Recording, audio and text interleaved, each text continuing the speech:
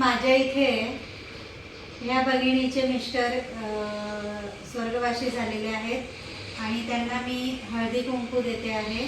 माझ्याकडे असा भेदभाव नाही आहे की ज्यांचे पती स्वर्गवासी झाले त्यांना हळदी कुंकू द्यायचं नाही।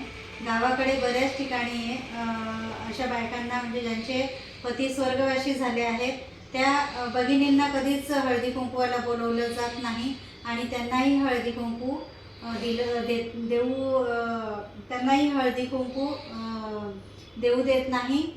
तर माझ्याकडे असं नाही आहे आणि भगिनींनो जरूर तुम्ही ज्या भगिनींचे पती स्वर्गवासी झालेले आहेत त्यांना प्लीज हळदी कुंकवाला बोलवत चला।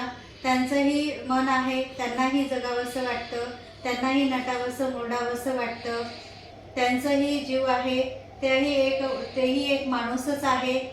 त्यांच्या मनाचा विचार करा। ती स्त्री नसून आधी ती देवी आहे। देवीची भक्तिभावाने आपण पूजा करा, हळदी कुंकू तिला द्या आणि मानाने तिला बोलवा। आपकी क्या राय है भाभी? पति चले गए तो हमारा सुख नहीं चले गया। हम उसके ही पैसे से जी रहे, उसके बच्चे पाल रहे हैं। वो मेरा साथ नहीं दे सकता पर उसकी यादें तो है। हमको तो जीने का अधिकार है क्या नहीं है? उसकी तो कमाई से हम जी रहे हैं। आपका क्या अनुभव है लेडीज का? कि मेरा कहने का मतलब है सब बहनों का यही कहना है, एक दूसरे से मिलकर एक दूसरे का सम्मान करें। अच्छा, ठीक आहे। बघा भगिनींनो, ही भगिनी आहे माझी, मी दरवर्षी हळदी कुंकू देते तिला आणि अशा अनेक भगिनी आहेत लक्ष्मी दुर्गा, त्यांना मी हळदी कुंकूला बोलवत असते आणि हळदी कुंकू देत असते।